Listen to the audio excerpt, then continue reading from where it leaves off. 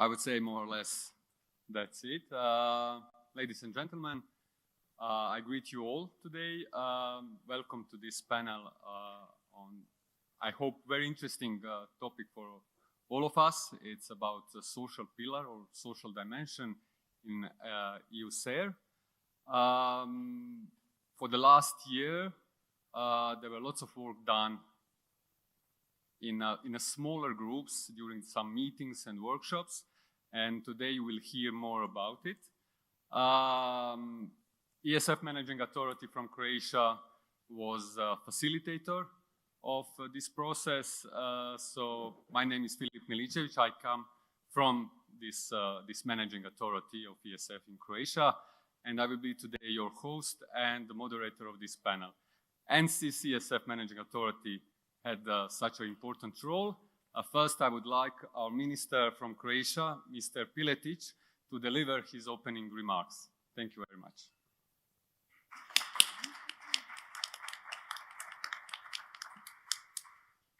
Thank you, Filip. Dear ladies and gentlemen, colleagues, all of you dedicated to advancing the social dimension of public policies, I'm delighted to welcome you today to this panel discussion. I want to express my gratitude to the Bosnia and Herzegovina presidency for prioritizing this topic during their presidency and for also organizing this forum. Europe finds itself in a unique moment, recovering from a crisis while facing social and democratic challenges. The social dimension has become crucial at the European level as it promotes fairness and justice in our society.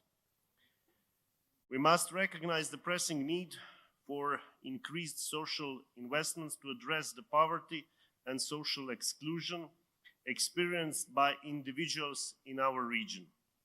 It is our responsibility to offer support and assistance to those most in need.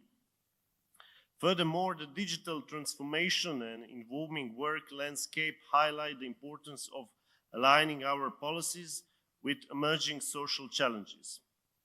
During the ministerial meeting in Tirana 2022, Croatia emphasized the necessity of heightened engagement in an area that aligns with the EU cohesion policy objective, a more social and inclusive Europe.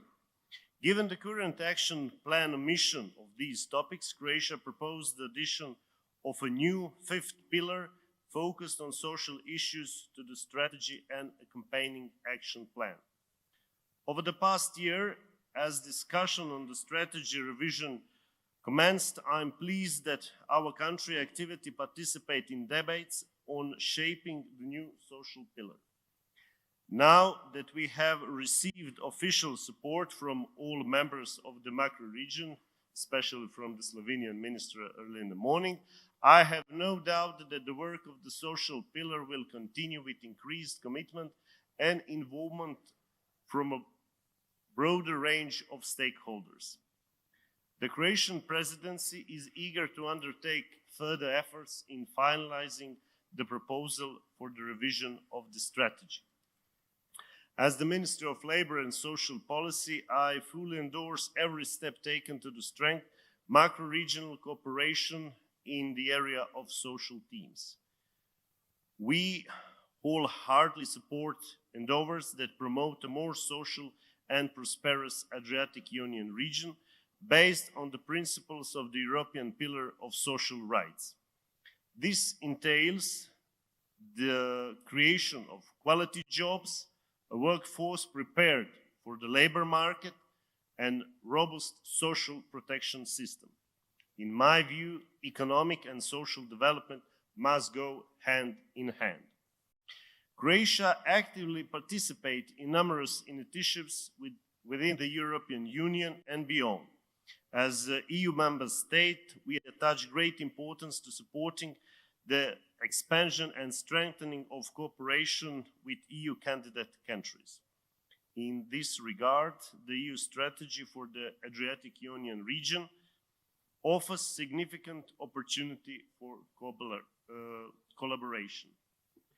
In recent years, both Croatia and the entire region have encountered difficulties such as the pandemic, repercussion of the conflict in Ukraine, and increased inflation rates. However, the most significant challenge we all face in demographic trends.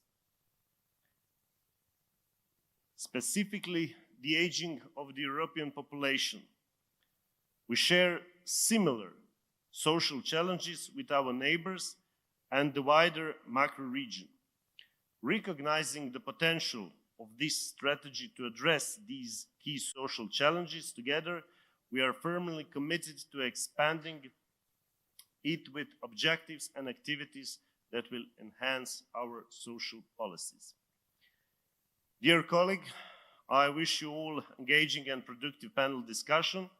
By striving to connect the region and enhance regional partnership, I believe we can foster greater prosperity throughout the area. With that in mind, I would like to conclude this speech with an important message. Challenges are best tackled collectively. And this embodies the essence of macro-regional strategies. Dopustite na kraju još nekoliko riječi na hrvatskom jeziku. Dolazeći ovdje u Sarajevo, imali smo prilike vidjeti nekoliko velikih jumbo plakata na kojima je pisalo Europska unija podržava Bosnu i Hercegovinu gradeći autoceste, posebice na koridoru 5C. Ceste su važne, one su više nego dobrodošle, ali te ceste trebaju povezivati ljude kako u Bosni i Hercegovini, tako i u ovom dijelu Europe. Vjerujem da će i ovaj 5. stup u našoj strategiji također tome doprinijeti. Živjeli!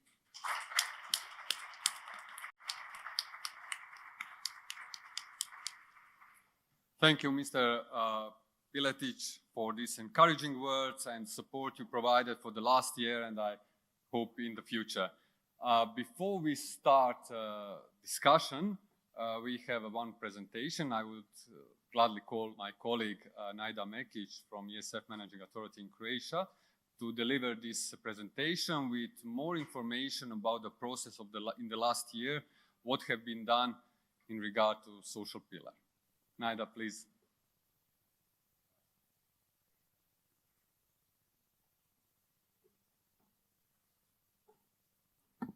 Thank you so much, Philip, for these words.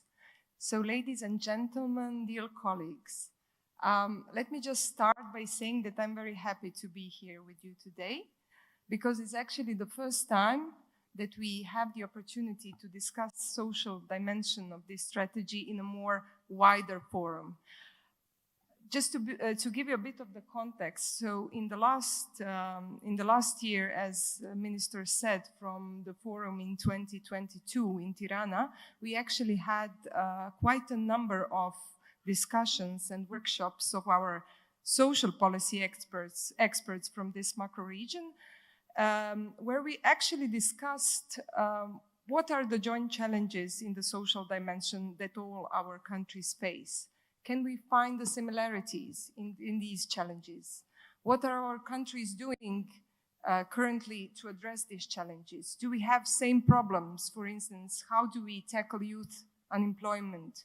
How do we tackle vulnerable groups in the labor market or society? And can we find a way to cooperate together to find joint solution on this region? And I would say that the results of all these discussions were that yes, we can, and we do have similar challenges, and we can find a way to cooperate. Maybe before I start this panel and before we start discussing on this issue, I would like to give you a bit of the context. So I prepared a short PowerPoint presentation where it's over there. Okay. Can it be maybe on this slide, please? On this main, so it would be a bit easier for me. Right? Okay. So,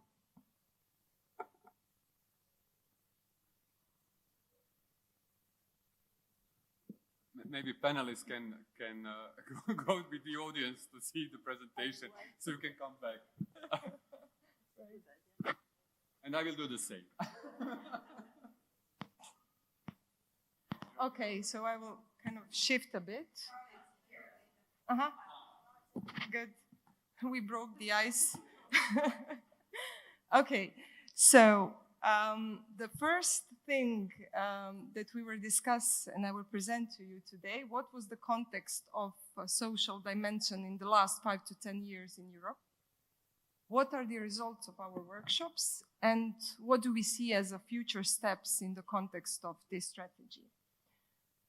So the main question that we all think about when we think about social dimension is why social pillar in this strategy? So we could go back and think about the reasons why the social issues are so important. We could say that globalization brought prosperity in the last 30 years in the whole world, not just in Europe. But still, we could also state that there are still people that face poverty, that are socially excluded. And of course, our main goal is that nobody should be left behind. That is why the employment, social, and education policies became much more important for the last 5, maybe to 10 years. In 2015, you all know probably that the European Pillar of Social Rights was announced at first as a fair and truly pan-European labor market. In that sense, we were asking ourselves, is it a response to new demographic, economic, and social challenges? It is. And then if we think about it, if Europe wants to be productive, if it wants to be competitive on the global scale with the rest of the world and the rest of the countries, then we have to strengthen our social cohesion. We have to increase the living standards of our citizens, and we have to give our workers better and more fair jobs. So in that sense, the European Pillar of Social Rights in 2017 was kind of a rule book for the member states. A rule book that said, okay, you member states need to adapt your own social and labor policies to respond to the increasing needs and changes in the world. And of course, COVID-19 situation did not help in that regard. It did reveal the gravities of the inequalities between, but also within the countries. And the last year was also one of the worst years in that sense, because we had big inflation rates, we had the war in Ukraine, and actually the social dimension here was again emphasized in the whole Europe, also in the world. So if we think about and if we speak about the European Pillar of Social Rights, we have 20 principles that there are mainly grouped in 3 categories or areas. One is more and better jobs. So we need to boost employment. We need to have more quality jobs in Europe. The other one is skills. Skills, because we all know that demographic trends and lack of the workforce gives us this challenge that we need to work more on upskilling and reskilling of current workers to be able to better respond to the need on the labor market and the companies. And of course, social protection and inclusion, so that nobody is left behind. In that sense, also in 2021, there was a kind of a questionnaire, Eurobarometer questionnaire on the European level. And they asked European citizens, okay, do you consider social Europe to be important to you personally, on your individual life, on the life of your family, community? And 88% of people said yes, it is very important to me. And this is also one of the key issues why we need to go in that direction and why we need to focus more on the social dimension in our society. Again, action plan for the European Pillar was announced in 2021, which was one of the documents that said, okay, how do we transform our principles into concrete actions? What do we do here? So the member states actually put their own concrete targets. They connected that cohesion policy and investments in the cohesion policy with those targets. and we expect a change until 2030. And here are the targets. So of course, first target is to increase the employment rate to 78% by 2030. Now, European average is around 74–75%. The other target is to increase the adults in training, upskilling, reskilling measures, and here we see the last data shows 37% in 2016 on the European level, which is quite small. We are here very ambitious to rise to the 60%. And the third target is related to the decreasing the risk of poverty and social exclusion. So in that sense, this is kind of a European context.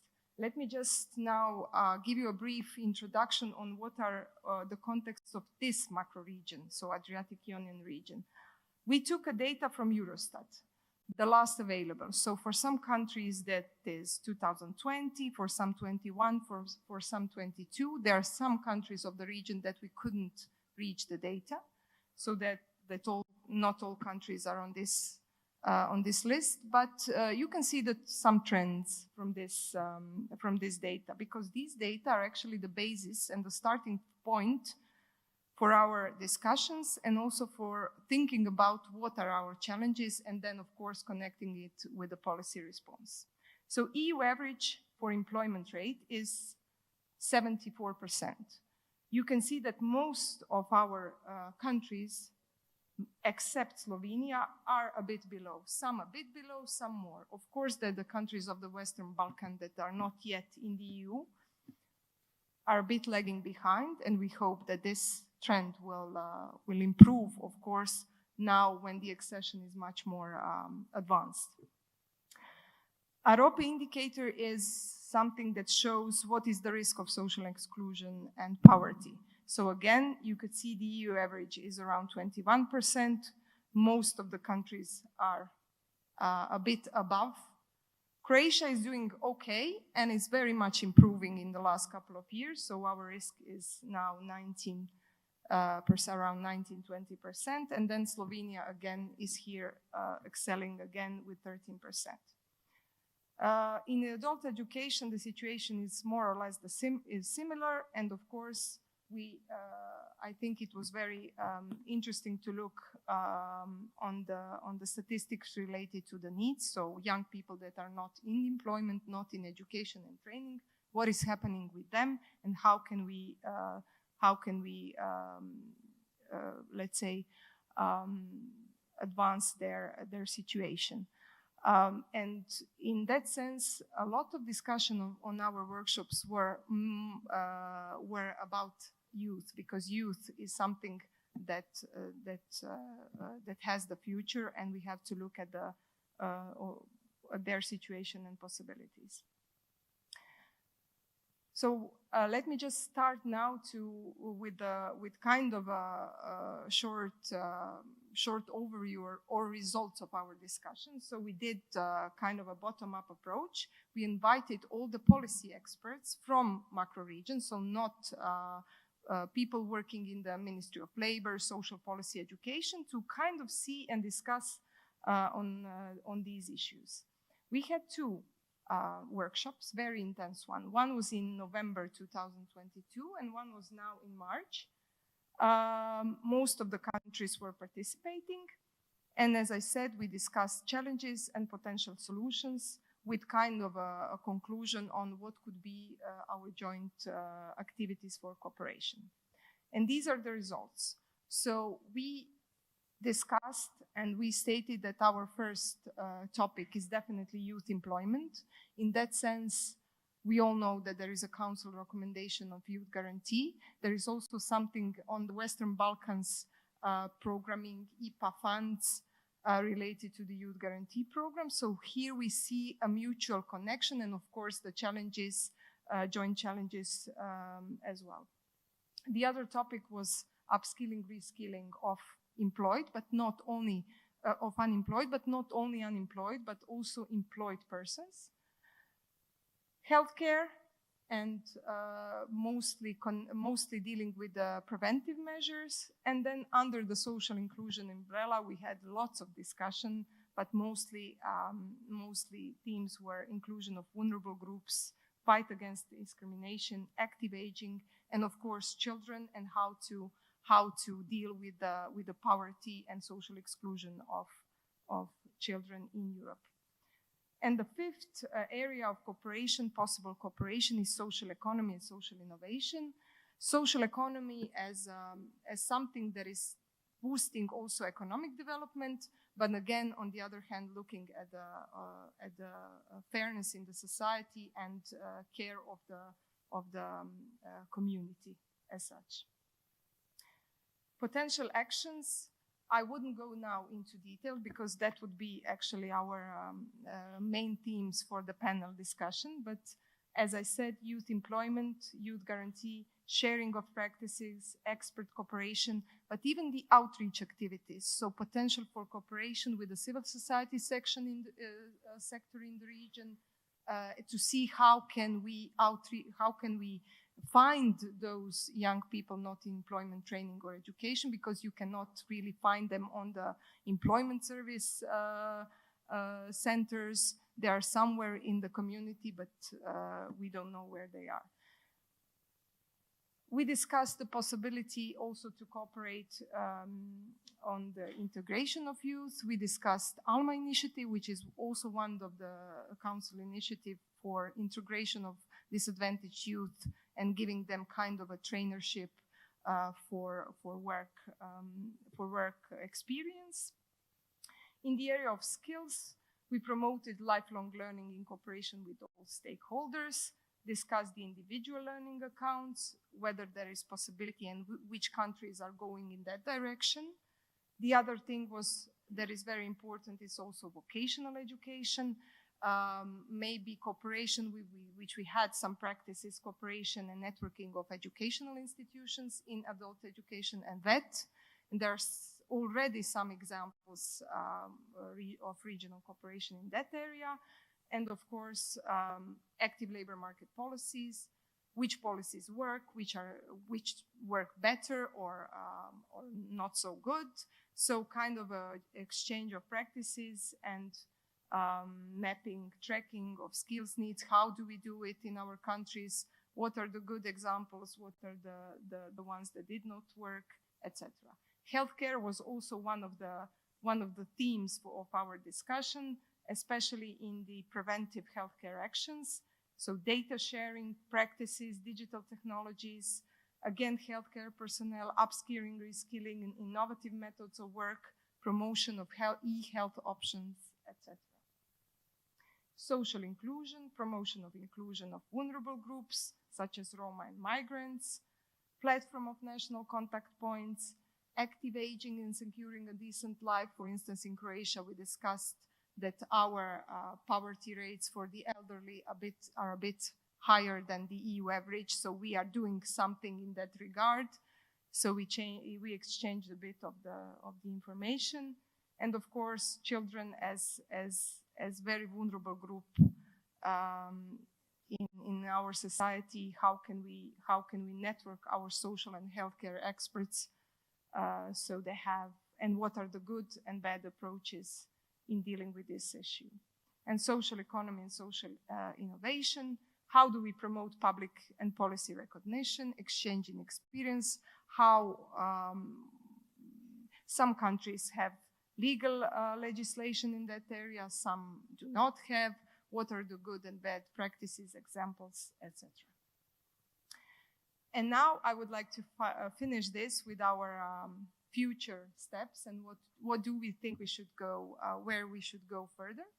So we will have a working group for the official proposal related to the revision of the strategy, where we think that the social pillar would be one of the changes. We will definitely have more discussions under our presidency, Croatian presidency, and we also plan to have a conference on the social pillar, just dedicated to the social pillar somewhere in March next year. And then finally, we hope to adopt the revised strategy with our new pillar. So thank you. That was all from me at this point. Philip, I give the word to you. And we can...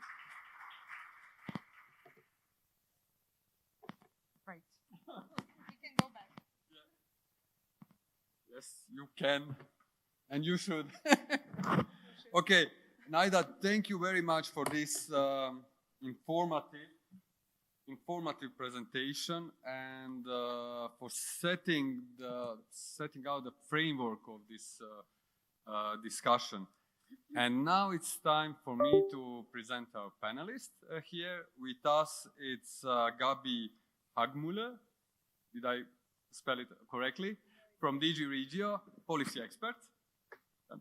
Also from Austria, Jörg Myrtel, expert dealing with Danube strategy. So we will hear more about Danube strategy and how they implement their social dimension.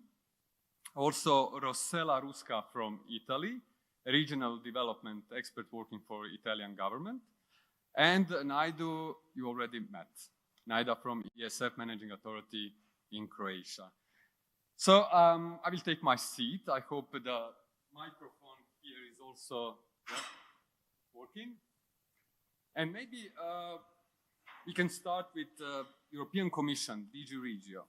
Gabi, can you tell us a little bit more why macro-regional strategies are so important for European Union and how they are used as a tool for implementing EU policies, especially maybe social policy, employment policy, these policies that are relevant for us in the social pillar? Yes, thank you very much. First of all, thanks a lot for the opportunity to share some thoughts and to be here with you today. I would like to start maybe by repeating what was said in the morning. Half of the Adriatic Ionian countries, the countries of this strategy, are candidate countries. And as you all know, the enlargement process is a bilateral process between the European Union and the individual candidate country, and it's at times also quite a hierarchical process because it's basically, the requirements of the EU that need to be met, the alignment with the acquis, and a bit of a solitary process because it's individually, bilaterally with one candidate country. And I think the beauty of the macro-regional strategy is really that it's a very, very different setup. It's an intergovernmental process in which candidate countries are at eye level with EU member states better. And they work as peers with member states. And this is where it's a real opportunity for candidate countries to build their capacities, to build their relations, their networks, and to understand also how EU policies work and are implemented in practice. And as such, it's a huge opportunity for capacity building, of course. It's a multi-level working method with different levels of government, different levels of processes and strategies, and it allows the candidate countries, as was mentioned also in the presentation, to exchange on practices, good practices, what works, what doesn't work, but also to build up thematic expertise, to build up administrative capacity, facilitate the alignment with different chapters, and again, in a multi-level process, different chapters in regional policy, for example, but also public procurement, statistics. So it's all extremely valid experiences for the enlargement and the alignment with the European Union and the European integration. But then also the territorial approach of the macro-regional strategies gives a lot of weight to a strong involvement of stakeholders. And you've mentioned that you've been working on a bottom-up process to bring up this idea of introducing a social pillar. This partnership principle is a key element of the implementation of European Union policies. And in cohesion policy, for example, the partnership principle in the implementation of our programs, of cross-border cooperation programs, is really key. It's important that the stakeholders who benefit from programs, from the policies, that they sit at the table, that they are part of the decision-making process. And this is lived in practice by the macro-regional strategy. It increases, of course, the accountability, and it fosters this bottom-up approach.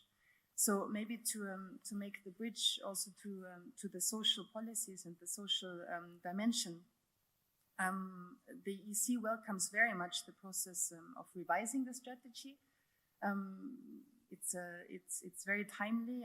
We've mentioned today a lot of the crises that have been really changing the context for societies a lot over the last years. The global pandemic, the energy crisis triggered by the attack on the Russians' attack on Ukraine.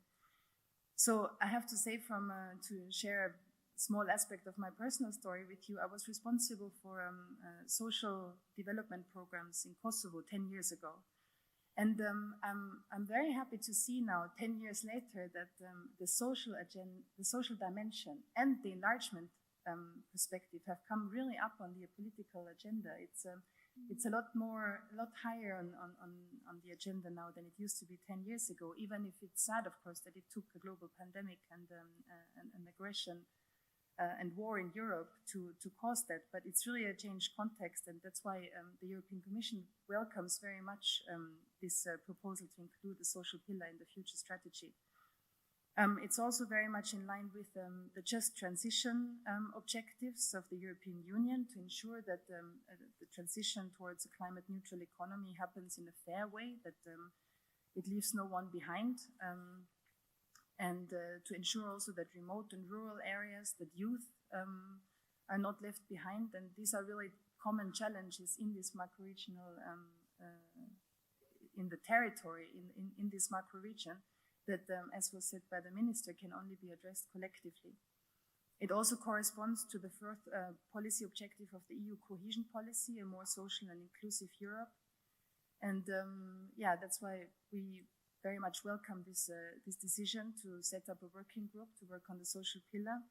And I think it is now important to put some flesh on the bones, continue work in this working group, and put together also an action plan. And we wish also the upcoming Croatian presidency of the Adriatic-Ionian strategy good luck, and I would of course like to assure you also of the full support of the European Commission in this endeavor.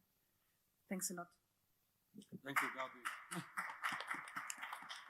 Thank you, Gabi. It's always good to know that we have a support from European Commission. We, from the ESF Managing Authority, we witnessed this kind of support for many years now, and it's very, very helpful when we try to implement certain policies in our country. But now we are talking about the macro region, so we'll be probably more dealing with DG Regio than just DG Ample, as we are used to. Jörg, you are coming from Vienna. You are part of a team which is coordinator for Priority Area 9, People and Skills, in Danube strategy. Danube strategy has social dimension from the start, from the beginning. So what are the main takeaways from this experience? How would you describe these last maybe 10 years? And maybe we can learn a little bit from you, or even more than just a little bit. Maybe soon we will be able to learn from you as well, because that's what we call capacity building. But first, let me thank you for this invitation, and let me also transmit the greetings from the Austrian Ministry of Labor and Economy, who cannot be here. Yeah, actually, I thought the Danube strategy and the Adriatic and Ionian strategy are pretty similar, you know. And my wife asked me, "What are you doing in Sarajevo?" I said, "I'm going to EUSAIR," and she said, "That's not the usual thing." I said, "No, it's not the Danube strategy, but it sounds funnier than the Danube strategy." But my answer was, I'm not there for fun. They're doing something very serious, which is to add the social pillar. And a few years ago, when I worked for the Interact program, I was responsible for the exchange between the macro-regional strategies. And when the EUSAIR was adopted, I thought, but where's the social pillar? The Baltic Sea strategy has one, the Alpine would have one, and also the Danube has one. So I thought there was something missing. And I'm very happy to see these efforts. So now, a few words about our experience in the past 10 years in the Danube strategy. So we have 14 countries. I know that 5 of which are the same, also in the Adriatic strategy, mainly on the Western Balkans. And maybe the challenges are a bit different than in the Adriatic, but that's why we have macro-regional strategies to address different macro-regional challenges. So what we have actually, we have a steering group of the 14 countries, 9 of which are EU member states, 5 are not member states, and we have also people from education ministries, so labor market ministries, education, and science research ministries put together into one steering group to address such issues as vocational training, for instance, where you need both ministries. And like you, but more in practice, so we already have the flesh on the bones, we focus on similar topics, and saying that having the flesh on the bones, not just the headlines, means also that we have a bumpy road behind us sometimes. So cooperation can be tough, but I think it's a big privilege to be able to work together between the countries. So some topics on which we focus are, for instance, vocational training. The colleague from the European Commission has mentioned fair transition. If we think, for instance, about Austria and Croatia, they have a big similarity, which is the impact of tourism and the impact climate change can have on tourism, which is tremendous. So we need to think about this, or let's think about the car industry in southern Germany and in Austria. If they start to build battery-driven cars, a huge industry changes. So those are really big changes in addition to COVID. I almost forgot to tell you that, so this priority, we call it priority area in the Danube strategy. It's what you call thematic steering groups, right, in the Adriatic. It's called People and Skills, and it is coordinated by Austria, but not only by Austria, but also by the Republic of Moldova and Ukraine. So you can imagine what this means for our daily work. On the other hand, this challenge, it's very worthwhile because we bring them closer to Europe. We used to say we want a wider and a deeper Europe, and that's what we are doing, and that's where the macro-regional strategies, they cannot do it because they are intergovernmental, they are kind of informal, but they can be a big contribution to do it. What is sometimes seen as a weakness of macro-regional strategies, this kind of intergovernmental soft character can also be a strength. So that was just a reminder. So enlargement, it's also a topic that we cover in our field, in our social field. Of course, when you think about the Danube strategy, you think about a big European minority. More than 10 million people belong to the Roma group in the Danube region. So we also deal with social inclusion, not only for the Roma, also for elderly people, and so on and so forth, or the needs, youngsters who are not in education or employment or training.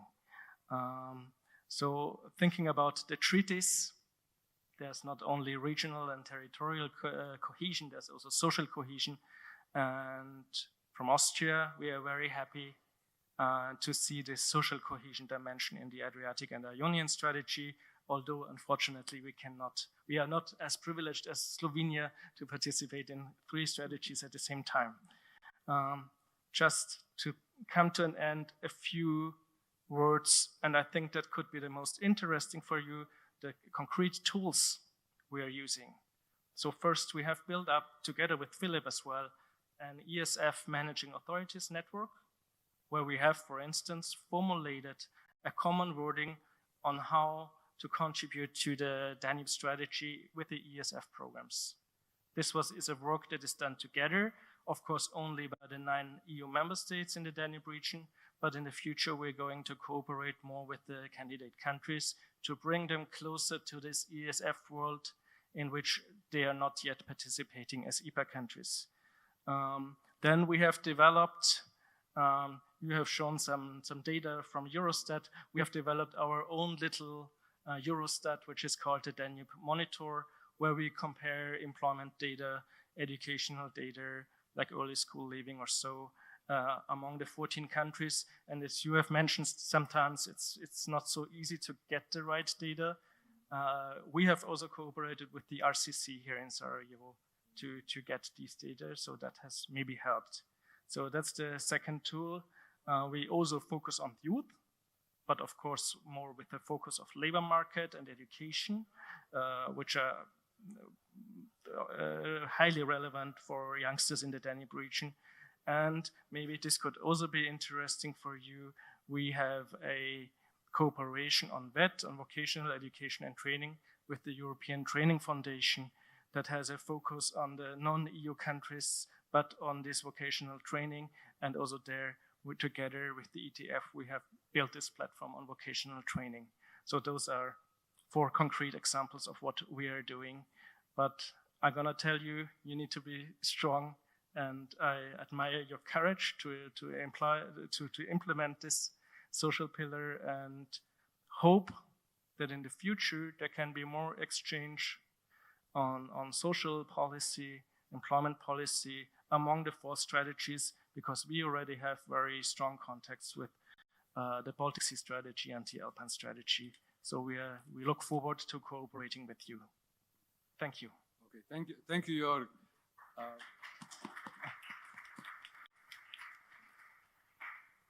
I can really agree how much, for example, this ESF Managing Authorities Network helped at least Croatia to embed the Danube and Danube strategy for the main part, but some aspects also of Adriatic Union strategy in our ESF Plus program for the current period.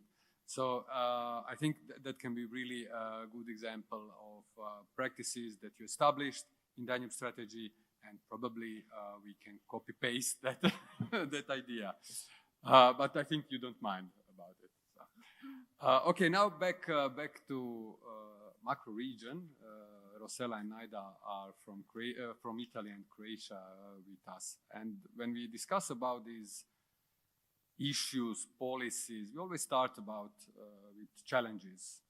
So Rosella, you have the great insight in situation in Italy for the main part, but probably you can go even broader.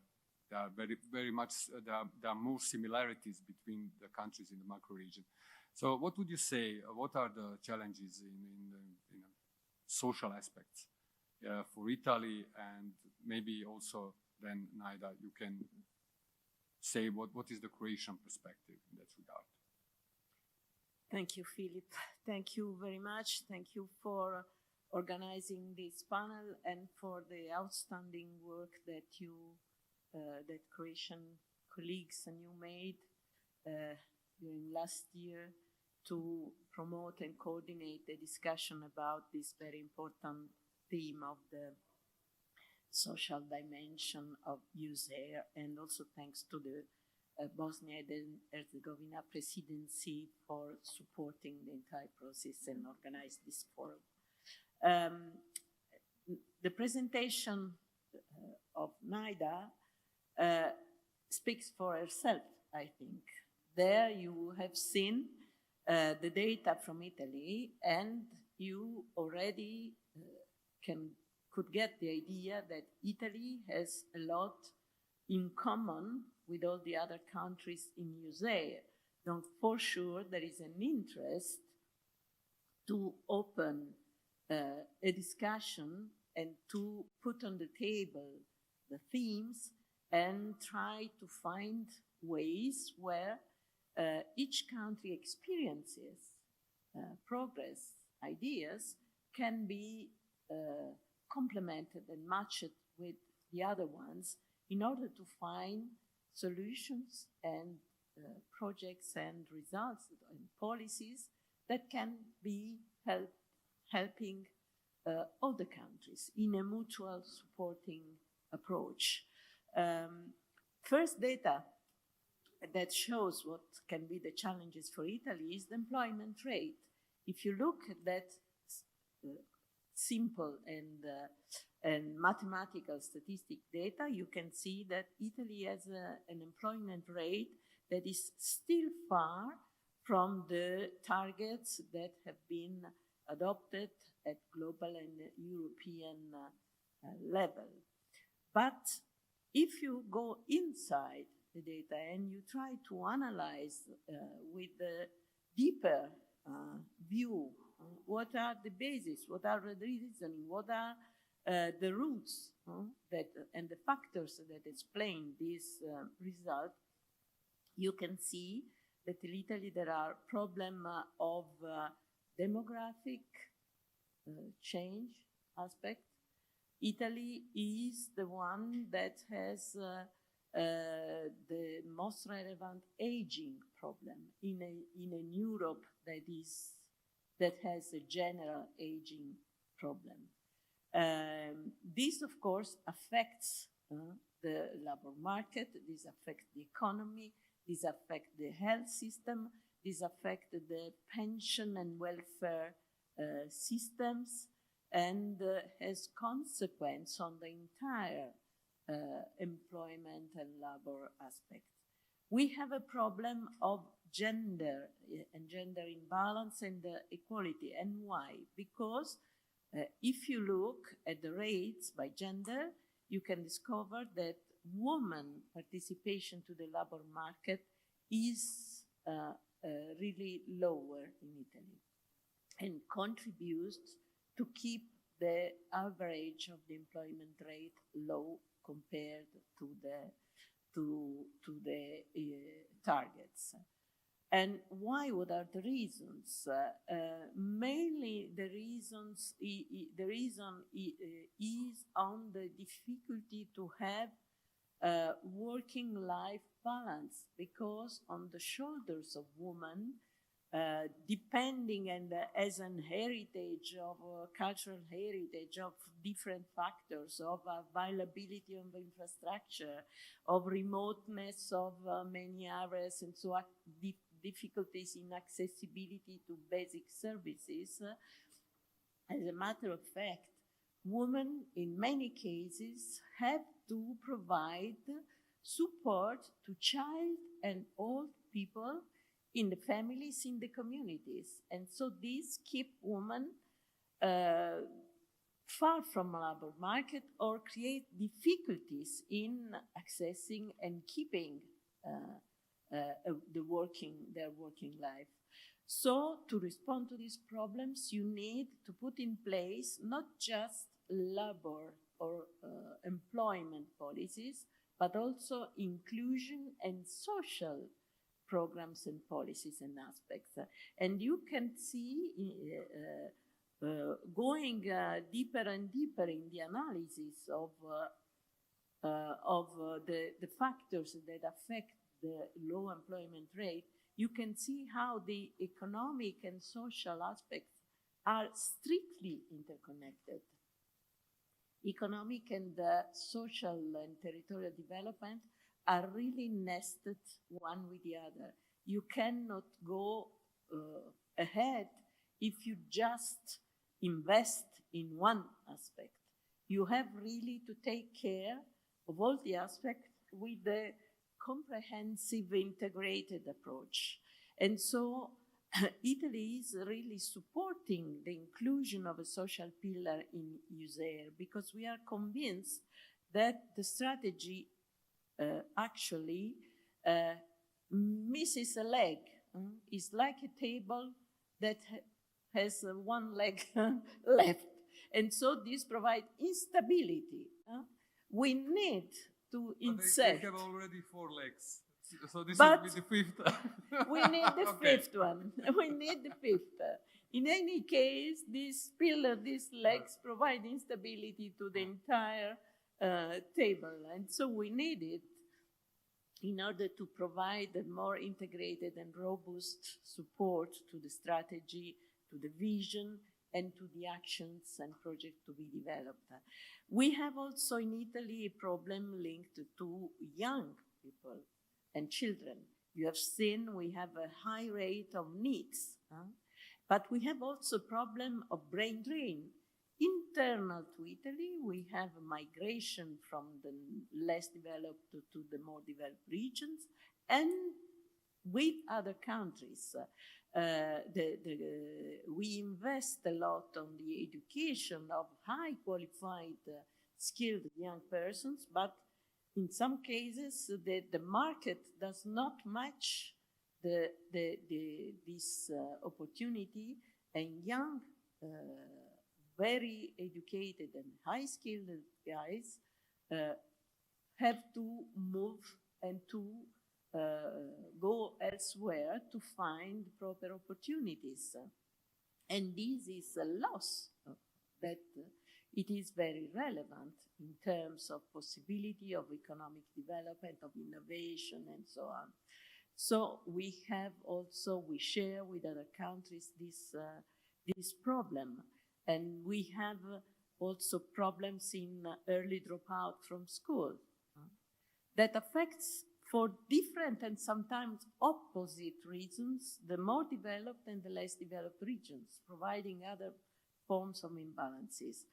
And for children, we are very active also in the children guarantee development and implementation, because we consider that is more than relevant to invest in children as a future generation and the engine of the world, really.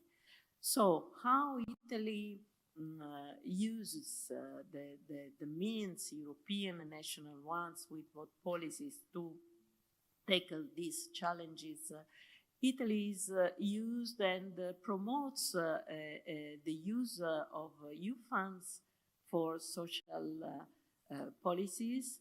We were very active in adopting and implementing the Youth Employment Initiative, and we had the specific programs already in 2014-2020 that was very successful and important.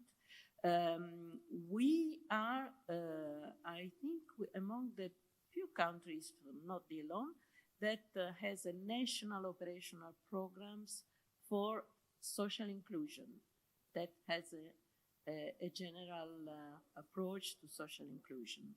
We have programs for dedicated to education to tackle the dropout and brain drain, and to provide schools and teachers with adequate means, both in terms of ERDF and of ESF, always joining and combining the infrastructural side and the human capital side.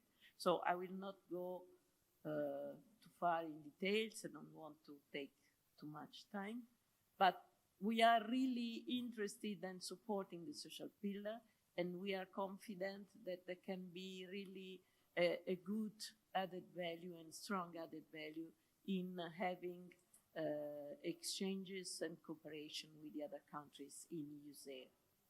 Thank you, Rossella. It's really great to hear that these challenges are not just recognized, but you are really trying to deal with them, and some implemented policies that are tackling these issues. Naida, is Croatia similar to with these challenges to Italy, or there are some specifics? So how would you describe? You already mentioned certain things during the presentation. But can you build upon these, these ideas? Yeah. Well, let me just start. I would maybe start from the information, or from the statement that I would say that Croatia has rapidly grown from the accession. So if you look at the data from 2013 and now, I mean, our GDP per capita was, what, 61% of the EU average then, and now it's at about 73, 74%, which now this data alone says that the economic development was quite advanced here. When you look at the social indicators, the situation is actually the similar. So in the sense, employment rate is not as bad. So it's around 69 to 70%, which is just a bit below the EU average now. And we've grown here quite a bit. But then if you go into details and if you look at the certain specific groups, then you can see that in Croatian point of view, we have quite a big, let's say, disability employment gap. We have vulnerable groups that are far from the labor market.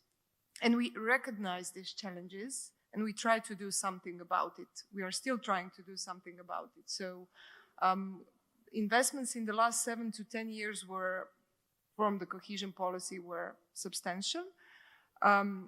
In this ESF Plus program, we really connected it with the challenges. So we expect change and we expect to be in better and on the EU average in a couple of years. In terms of the demographic trends, I mean, in all Europe, we have an aging population, and that's why I was saying it even before, and Rosella mentioned it. I mean, upskilling and reskilling is crucial, because if you lack the workforce, if you don't have enough workers, you need to invest in those that you have. You need to attract those that are far from the labor market and try to build upon this issue. Social dimension and social exclusion in Croatia are our open indicator. If you look at only the data, you could see that we are even better than the EU average. We are around 90 to 20%. But still, for instance, when you look at the certain groups, for instance, elderly, I would say that our data is here, we are a bit, 33, 35%, and the EU average is around 20%. So the elderly are most vulnerable here. And that is why our interventions from the ESF program are aimed at that, and maybe we, in the later stage, we will discuss a bit on the policy responses and what are we doing here to address these issues. But most of our region countries, I think, face the similar challenges. Of course, the accession now with the Western Balkan is very important, and I would say that probably once Western Balkan enter the EU, probably their growth will be similar as ours, right? Yeah, I'm from Croatia. I agree with you completely. So I know how much effort we put through programming of the ESF and to try to tackle different challenges in employment, social inclusion, etc. You already tackled, in a way, these policy responses. So it's very obvious that active labor, LMPs, active labor market policy measures, are one of the most important tools that the government has to deal with the labor market. Also, different support for social services. In Croatia, it's assistance to people with disabilities or support for elderly, for independent living, and etc. I assume very similar types of policies you have in Italy. One other similarity that I noticed, it didn't occur me at first, but I know that in Italy there is a huge discrepancy between the north and the south. So on average, the statistic is not so bad, but probably if you compare it region by region, there'll be huge differences. And Italy is quite bigger in population and territory than Croatia, but in Croatia we also have these kind of disparities between different regions. Some regions are really developed and with a good statistics, if you say social statistics, for example, employment or Europe, and some are really lagging. One of the poorest regions or parts of the EU. And I assume maybe I wouldn't go. We started late this panel. We don't have much time more. Maybe just to see, maybe personally, what are your ideas from your experience, where you see possibilities for this cooperation at the macro-regional level? Is it just exchange of experience, or is it something more? Rosella, what is your opinion? For sure, exchange of experience is very important, and is the basis, a necessary basis to increase mutual understanding and to pave the way for whatever more structured activity. But I think that in EUSAIR is not just simply exchange of experience that can take place, but also really development of tools that can be very helpful in data, in monitoring, in common evaluation, and so having a clearer common situation and understanding of the problems of the issues. In methodological aspects, in developing methodologies and common tools, and also in supporting, as we have seen in either presentation, the implementation of young and child guarantee, the implementation of the ALMA initiative, of all the initiatives that are already in place at European level, where you can achieve better results if you work together and not alone. And so I think that there are possibilities to develop actions that are built upon exchange of experience, but that can go really, really farther, and with very good results. Just imagine exactly for brain drain, but also for health, for instance. We have seen in the pandemic what kind of enormous problems of tragedies that comes from the fact that not just one country is not ready, because you cannot imagine that a storm falls on your head immediately, but the fact that there is no preparedness in being fast in exchanging information, in sharing stuffs, in putting together forces. So also the health sector can provide very useful results and can support the fact, for instance, the liberty, the freedom for people, for young people, but not just for young people, to really get profit of the freedom of circulating and going and having experiences in work and in your personal life and skills and experiences in different countries. If the health system supports a clear exchange of data and knowledge of what are the needs and the problems, you can be really more free. So there are issues that can really have important impacts also on achieving what are considered the main and fundamental rights and freedoms of the European Union. Naida, what are your thoughts, especially since you are in managing authority and you are head of sector which include financing? Do you see an opportunity for maybe joint investments or some other type of cooperation which is more concrete, not just on a policy level, aligning the policies, which is also very important, but what about investments? Can we do something about it? Yeah. Well, I will add on what you were actually saying half an hour ago or what. Okay, yeah.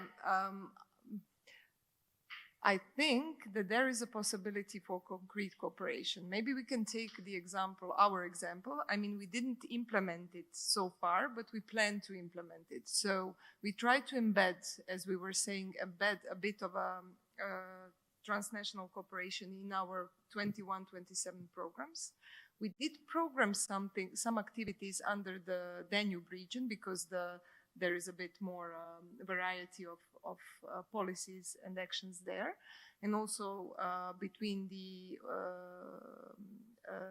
Ionian Adriatic region. And we envisage kind of a possibility to have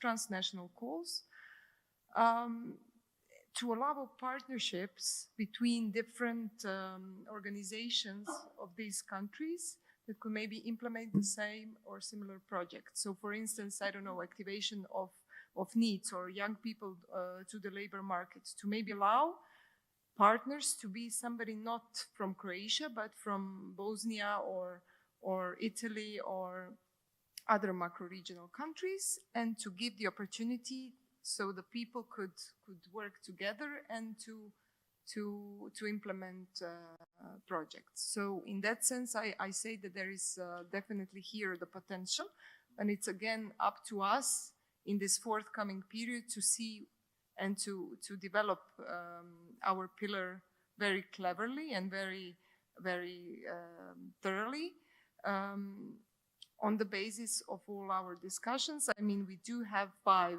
main topics, and I would say that they are the most relevant in terms of the interconnectivity between our countries. I would say the workshops were just scratching the surface, but now in the following months or next year, there will be a really interesting discussion, which is more official and with taking obligations. So in a way, and up to now, we only have brainstorming sessions, in a way. Gabi, what do you think about all of this that you heard? I noticed that you take, some remarks in your notebook. I very much agree with what Naida said. I think that there is no need to reinvent anything. I think there are a lot of existing initiatives, and the challenge will be, and the task will be, to connect these dots and to find the scope for synergies, which I think there is a lot. There are a lot of programs available, a lot of our Interact programs from the cohesion funds in the region actually address policy objective 4, which is a more social and inclusive Europe, and the programs are there. But as you said, I think the challenge will be to cleverly put those dots together and make sure that they're actually in line with each other and work in the same direction. But as I said, I think that this is a very important undertaking to get this 5th leg, to make sure that the table is, I very much like this analogy, to make sure that the table is more stable. And I think to bring back also the enlargement perspective, I mean, all the challenges you've described from Italy and Croatia, they're all there in the Western Balkan countries, and some are even exacerbated by by different factors. And I think it's reassuring to hear from you also the experience of Croatia, that the EU enlargement has really brought a lot of positive trends in this respect. And I think that should be, of course, also a motivation for reform and for working towards that common goal. Yeah. We also like to think about this accession as a success story for Croatia, and we hope that other countries which are now in candidate status will have similar stories in the future, hopefully near future. Maybe it's time, before we have final words, to include our audience. So we heard examples from Italy, from Croatia. We heard about the Danube perspective, Commission perspective. So maybe you have also some questions or comments you would like to share, maybe the situation in your own country. And do you think it's important to include this? Probably you think it is, since you're attending this session, and we hope you support this idea. So do we have anybody who would like to say something? Do we have a microphone from technician? Okay.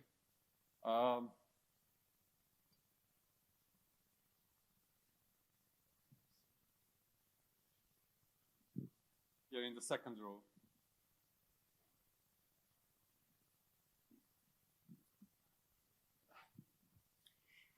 First of all, thank you for your talk. I'm a cultural and environmental advocate. Culture and arts never had this position in humankind. UNESCO organized for the first time in human history artists' expression and status of artists in November last year, and culture as a soft power is actually very useful since I dedicated my life to culture, to music and arts. I'm using it in working with refugees and migrants. I'm, as a music therapist, I'm organizing concerts and theater shows. I'm using concerts, so we defend nature, organizing concerts for river defenders or for forest defenders. So basically, I'm traveling through the region a lot. In rural, in urban areas of Western Balkan, I do collaborate considering culture laws, nature laws, and social laws with many countries, Macedonia, Kosovo, and rest of the Western Balkans.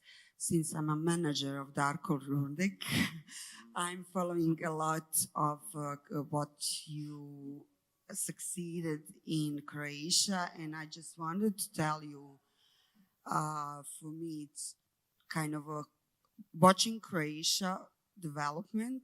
It's a kind of hope looking at from Bosnia and Herzegovina. We are far, far, far away.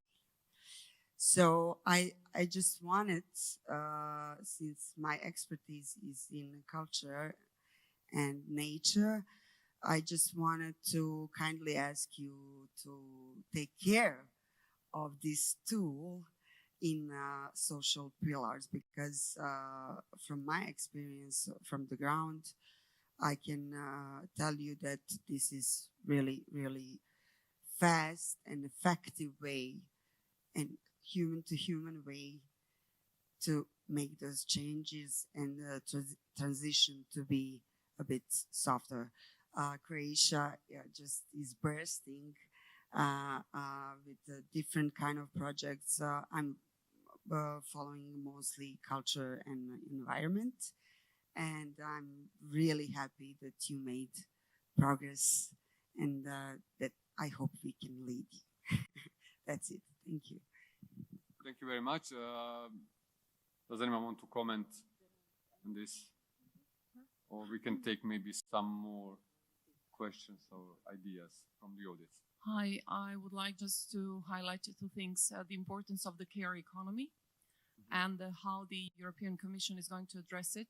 We know that in the European Gender Action Plan, women economic empowerment is going to be strongly emphasized. And also I would like to hear from Naida, because we have an excellent example from Croatia, program Zaželi, the third phase, something that can be copy-paste adjusted. We have a significant number across the region of less employable women that are 50 plus, that in Croatia we are working in improving their skills and preparing them for the market. So two questions, care economy and the results of the Zaželi program, so how we can transfer it across the region. Thank you. Okay, great. Maybe another comment question, or we can maybe have a response. Mm-hmm.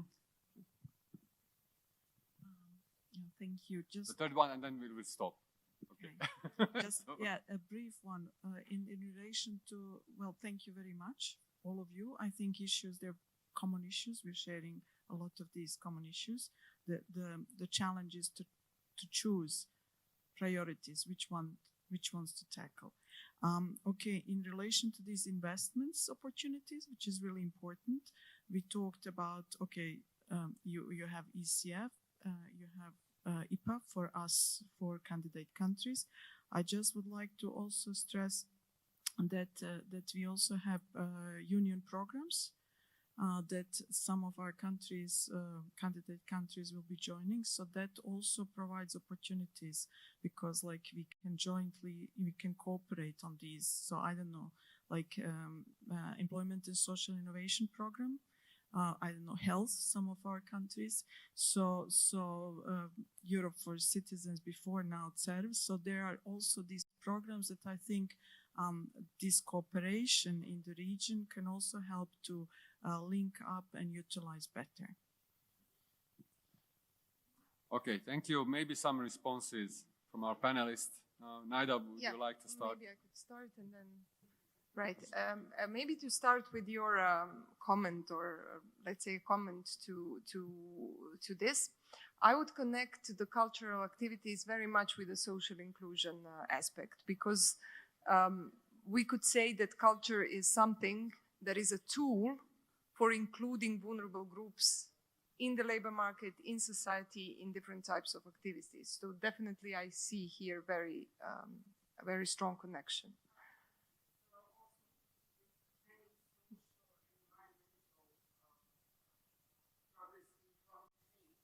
Right. Mm-hmm. Mm-hmm. Mm-hmm. Mm-hmm. Mm-hmm.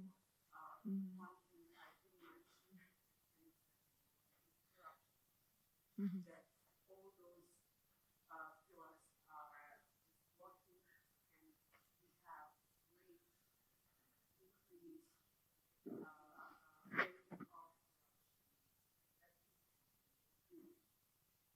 Mm-hmm.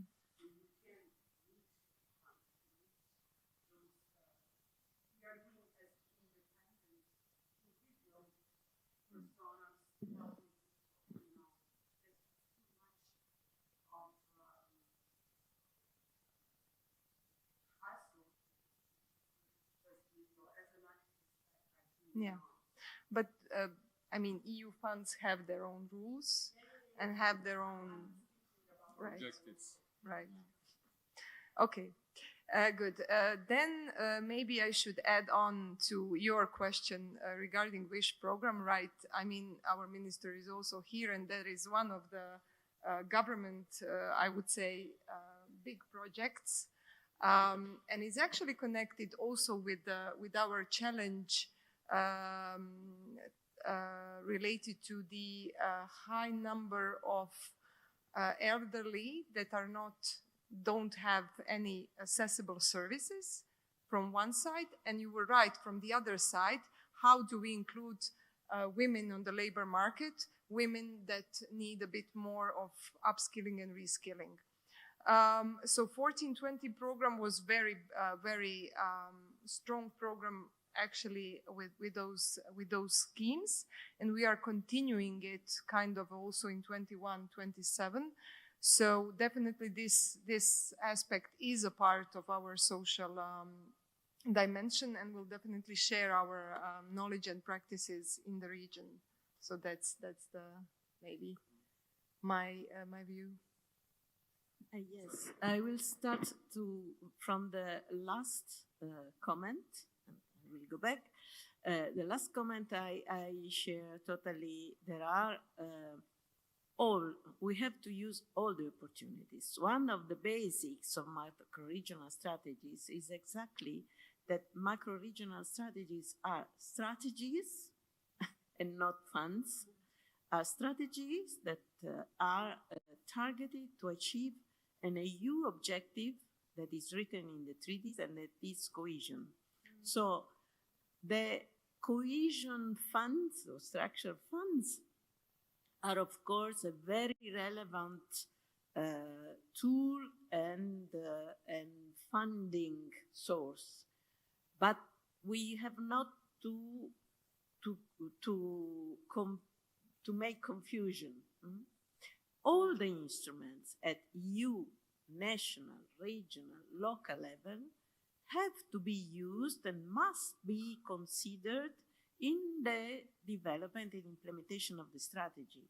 If you look at the Council conclusions on macro-regional strategies that periodically come up when there is an updating in a strategy, when there are the reports from the Commission, in each and every conclusion, the Council invites also the Commission and Member States to make use of all the opportunities, included the EU managed programs that can offer a very relevant possibility. So yes, of course, and we have always to keep in mind this. when we come to the programs funded by the structural funds,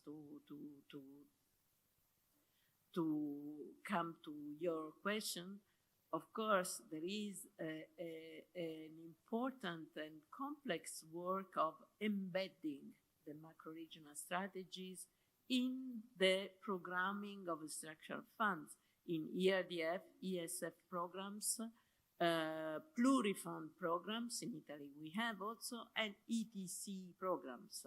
So all the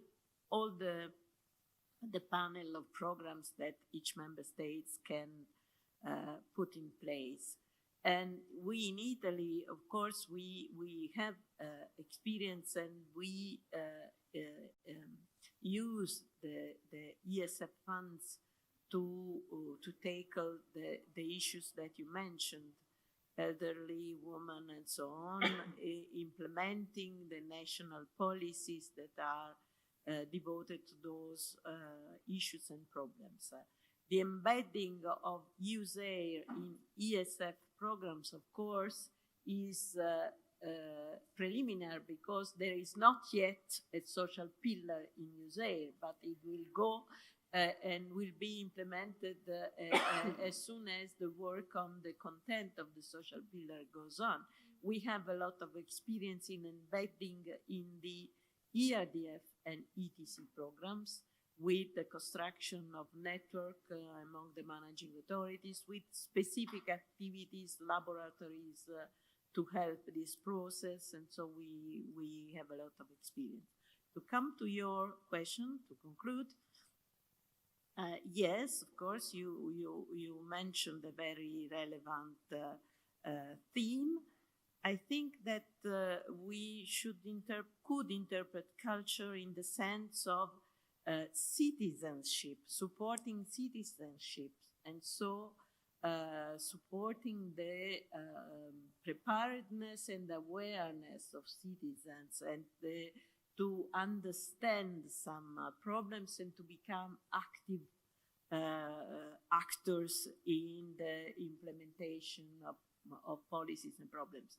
We have also in this kind of framework some activities, some programs, some educational programs for increasing the citizenship and preparedness.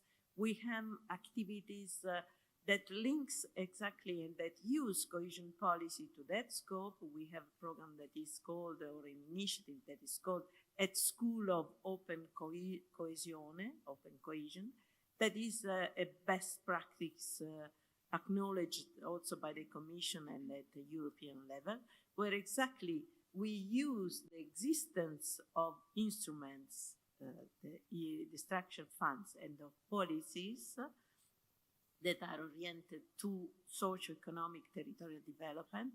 We use these factors, I would say, and we prepare and accompany young persons in the high schools to become prepared to understand, assess, propose, evaluate the use of these funds, the use of these policies, and to become active motors of that. So I would put your suggestions in that light, but of course it will be an issue and the theme for the people that will be appointed when this thematic or working group will be created. It's up to them to use all the suggestions coming also from today's discussion and to develop in the more adequate manner. Thank you, Rossella. Our time is up, actually. So I would like to express gratitude to our panelists for being here today with us and expressing ideas and about this social pillar.